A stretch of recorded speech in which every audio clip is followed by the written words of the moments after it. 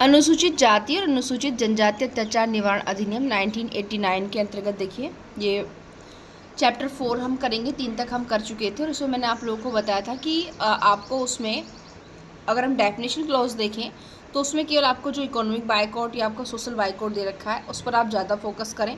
जैसे कि आपका विक्टिम है, एविडेंस है, ठीक है, डिपेंडेंट है, इनको भी आप देख सकते हैं, बट इनके बारे में आप ऐसे भी लिख सकते हैं, ठीक है। बट हाँ, थोड़ा सा ये होता है कि अगर आप लोग धाराएं लिखेंगे तो उसका एक अलग अपना इम्पैक्ट पड़ता है धाराओं का।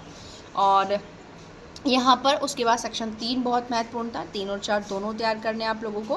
फिर उसके बाद आपका 10 से 13 तक ये एक्सटर्नमेंट वाला यानी कि निष्कासन वाला पोर्शन बहुत महत्वपूर्ण है। यहाँ आप चैप्टर 4 से शुरू करते हैं, स्पेशल कोर्ट। देखिए, स्पेशल कोर्ट और यहाँ पर एक्सक्लूसिव स्पेशल कोर्ट, दो कोर्ट के बारे में यहाँ पर बात की है। दो कैसे हैं भाई, क्या दो न्यायालयों में मामले चलते हैं? बिल्कुल नहीं। देखिए, यहाँ पर केसों की संख्या के अकॉर्डिंग होता है। अगर मानो उस क्षेत्र जिले के अंदर मामले बहुत कम है, SC/ST के लोग डिसेंट हैं, तो वहाँ पर जो स्पेशल कोर्ट्स हैं जो और मामलों को सुन रहे हैं वो यहाँ पर सुन लेंगे। लेकिन अगर पता चला उस जिले के अंदर SC/ST से इस अधिनियम से संबंधित ऑफेंसेस बहुत ज़्यादा हैं, तो ऐसी सिचुएशन में जो आपकी राज्य सरकार है वो हाई कोर्ट के जो मुख्य न्यायाधीश है उनसे सहमति के पश्चात वहाँ पर एक्सक्लूसिव स्पेशल कोर्ट स्थापित करेगी। अब एक्सक्लूसिव है, अनन्य का मतलब हम क्या जानते हैं कि वो पावर जो कि उसी अकेले व्यक्ति में निहित होती है। तो यानी कि एक्सक्लूसिव जो स्पेशल कोर्ट होगी वो इस अधिनियम के अंतर्गत आने वाले केसेस को ही सुनेगी और मामले वो नहीं सुनती है, ठीक। ये बात आप यहाँ पर याद रखना है, ऐसा नहीं कि आपको सारी चीज़ें पढ़नी है, बस ये इसे मोटी मोटी याद रखनी है। और यहाँ पर मामले कितने समय के अंदर निपटाए जाएंगे, मतलब इनका कर्तव्य है कि जो इसमें न्यायाधीश अपॉइंट होंगे कि वो 2 महीने के अंदर मामलों को निपटाएं, ठीक है। और बाकी जो हियरिंग है वो डे बाय डे चलेगी, अगर उसे किसी दिन आगे पोस्टपोन ना कर दिया जाए। और चार्जशीट फाइल होने से बिल्कुल एज फार एज पॉसिबल है कि वो जो है 2 महीने के अंदर बिल्कुल मामला बिल्कुल क्या हो जाए, ख़त्म हो जाए। फिर यहाँ पर अपीलें होंगी। अपील कहाँ होती है इनकी, तो याद रखिएगा, फर्स्ट ऑफ ऑल इनकी जो अपीलें हैं विधि और तथ्य दोनों के प्रश्न पर हाई कोर्ट में होगी, ये बात आप याद रखिएगा।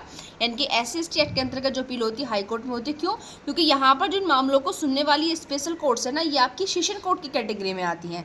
और अगर कोई कोर्ट सेशन कोर्ट की कैटेगरी में है तो उसके द्वारा दिया हुआ डिसीजन भी जो है तो वो तो फिर हाई कोर्ट में उसकी अपील होगी। समझ रहे हैं आप लोग, ठीक। अब यहाँ पर आते हैं आगे क्या करना है भाई हमको।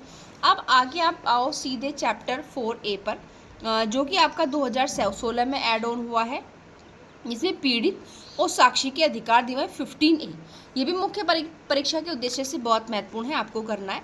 अब एक ये बड़ा बहुत ज़्यादा है तो हम इसको सारा पढ़ना है, बिल्कुल नहीं पढ़ना। आप इसमें जो बहुत इंपॉर्टेंट इनके राइट्स हैं उनको आप देख सकते हैं। जैसे पहला क्या कह रहा है कि भाई इनको संरक्षण का अधिकार है, ठीक है, कि अगर कोई भी व्यक्ति इनको जो भी त्रास ना करे, पीड़ित ना करे, इनके साथ उत्प्रेरणा ना करे, हिंसा ना करे, ठीक है, इनको धमकी ना दे, तो यहाँ पर क्या है, इनको क्या है, संरक्षण का राइट है भाई। कौन करेगा? राज्य का कर्तव्य और उत्तरदायित्व कि इनकी सुरक्षा करे, और इनको क्या है, ये इनका अधिकार है और राज्य का कर्तव्य है।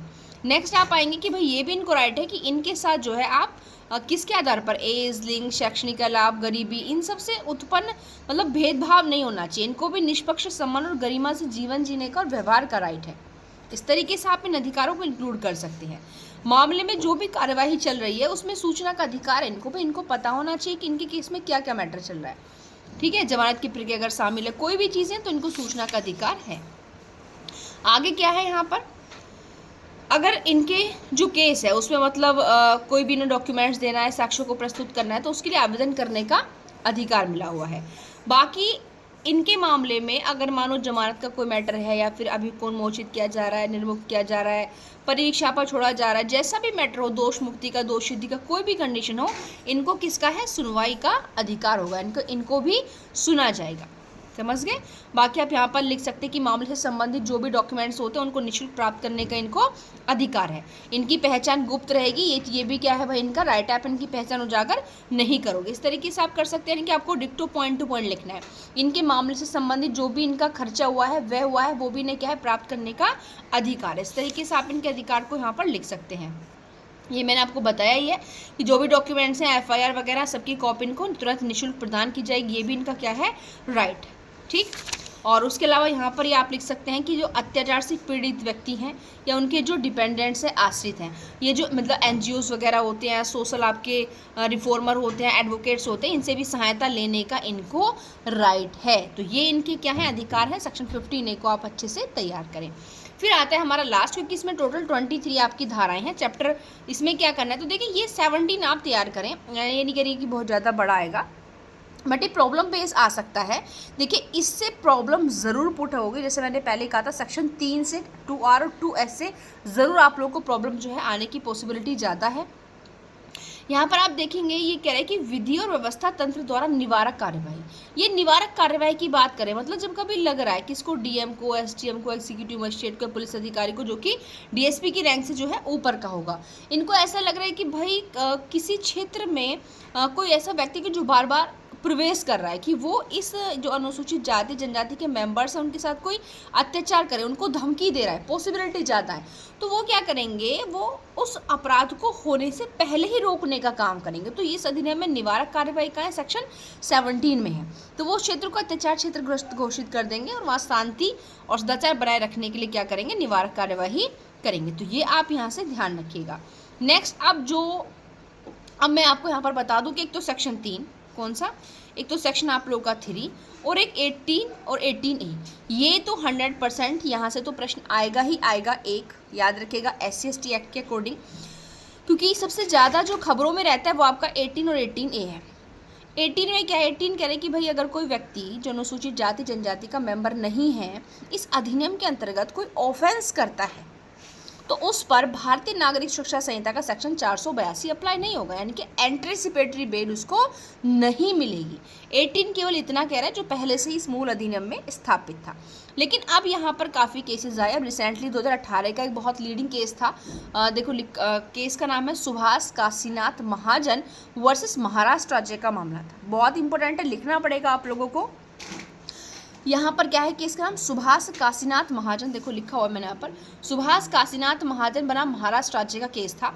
इसमें 3 चीज़ें शामिल की गई। क्या क्या चीज़ें शामिल की गई कि फर्स्ट ऑफ ऑल, अगर SC/ST एक्ट से संबंधित कोई भी अपराध के बारे में सूचना मिलती है तो अभियुक्त को एक तो ऑटोमेटिक आप अपने आप गिरफ्तार तुरंत नहीं करोगे।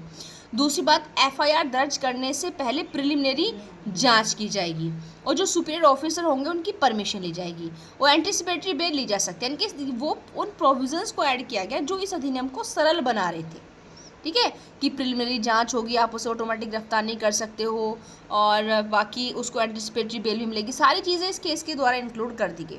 अब इस केस का इफेक्ट गलत पड़ा। अब हमने देखा था कॉन्स्टिट्यूशन में, नहीं देखा हम लोगों ने कि भाई एक के बाद एक केस संशोधन, पहले सज्जन सिंह, फिर शंकरी, फिर आपका गोलकनाथ, फिर आपका 24वां संशोधन, फिर केशवरंत, इस तरीके से एक सीक्वेंस चला था। ऐसे यहाँ पर चला कुछ चीज़ों का सीक्वेंस।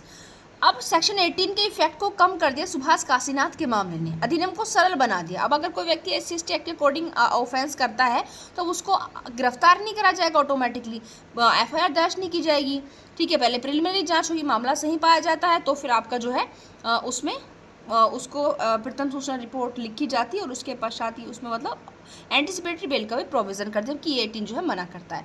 लेकिन यहाँ पर ज़्यादा नहीं कहेंगे क्योंकि समय बहुत कम है, हम केवल रिलेवेंट चीज़ों के लिए यहाँ पर बैठे हैं।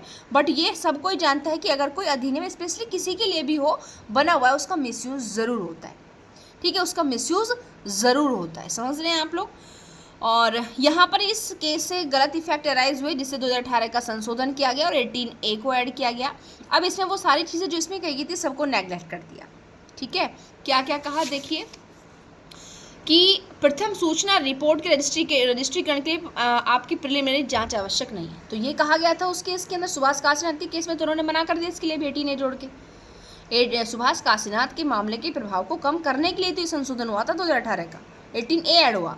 कहा कि भाई नहीं, प्रिलिमिनरी जांच नहीं होगी FIR को रजिस्टर्ड करने के लिए। दूसरी बात, उस व्यक्ति की गिरफ्तारी यदि आवश्यक हो तो पूर्व अन्वेषक अधिकारी को की अनुमति के बिना की जाएगी। इनके पहले हमने देखा कि जो सुपीरियर ऑफिसर है उनकी परमिशन से अरेस्ट किया जाएगा, तो यहाँ पर भी इसको क्या कर दिया, मना कर दिया। और फिर दूसरे में वही खोला कि 482 यानी कि 438 जो हमारा CRPC का था उसके प्रोविजंस यहाँ लागू नहीं होंगे। इसके बाद इसमें केस हो रहा था पृथ्वीराज चौहान का, 2020 का मामला था, जिसमें इस 18 ये जो आपका सेक्शन 18A था 2018 वाला संशोधन, इसकी वैलिडिटी को चैलेंज किया गया, लेकिन पृथ्वीराज चौहान वाले मामले में उसको वैलिड घोषित कर दिया गया। लेकिन वहाँ एक बात उन्होंने फिर भी खोल दी कि अगर मामला गलत पाया जाता है तो उसको एंटिसिपेटरी बेल मिल जाएगी। ठीक है, तो इस तरीके से यहाँ आपकी सारी की सारी चीज़ें हैं। और बाकी आप छोटी मोटी चीज़ें देख सकते हैं कि इस अधिनियम के अधीन अपराध के लिए दोषी व्यक्तियों को संहिता की धारा 360 जो CRPC था, जो कि 401 हो चुका है BNSS के अकॉर्डिंग, या अपराधी परिवीक्षा अधिनियम के उपबंध लागू नहीं होंगे 18 वर्ष से किसका है, अधिक का है। क्योंकि यहाँ पर हमारा मोस्टली 21 ईयर्स दिया हुआ, तो यहाँ पर क्या कर दिया, अगर वो 18 साल तक की एज यहाँ पर शामिल कर ली तो ये आप कर सकते हैं, क्योंकि अगर छोटे छोटे प्रश्न पूछे जाने लगे तो आप कर लेंगे। तो बस इतना ही करना है भाई इसमें आपको, ठीक है, इससे ज़्यादा बिल्कुल भी आपको नहीं करना है। तो ये मैं 3 एक्टों के बारे में अब आप लोगों को बता चुकी हूँ। आर्म्स एक्ट के बारे में बता दिया, पोक्सो बता दिया और SC/ST बता दिया। इसके बाद हमारा नेक्स्ट जो मैं आपको बताने वाली हूँ वो है आप लोगों का IT act, information technology act 2000, जो कि सबसे ज़्यादा लेंदी है, 94 सेक्शंस हैं। ठीक है, बट उसमें 4 रिपील्ड ओमिटेड हो चुके हैं, अब 90 हैं। ठीक है, लेकिन यहाँ पर हमको कौन कौन से पढ़ने हैं, लास्ट टाइम की बात है, अब तक आप बेशक कितना ही पढ़ चुके हो वो बात अलग है, और जिन्होंने कम पढ़ा है उनके लिए ज़्यादा बेनिफिशियल होने वाला है कि आप बस इन्हीं रिलीवेंट चीज़ों को कर लें। इनसे बाहर आपसे इसमें कोई भी एग्ज़ाम या क्वेश्चन नहीं पूछा जाएगा। समय बहुत कम है, आप लोग जितने ज़्यादा से ज़्यादा हो सके रिवीजन करें, नया आप कुछ भी ना पढ़ें, जितना भी आप कर चुके हैं उसी को बराबर रिवाइज एंड रिवाइज करते रहें। तो आज के लिए इतने ही, मिलते हैं नेक्स्ट वीडियो में, बाय बाय।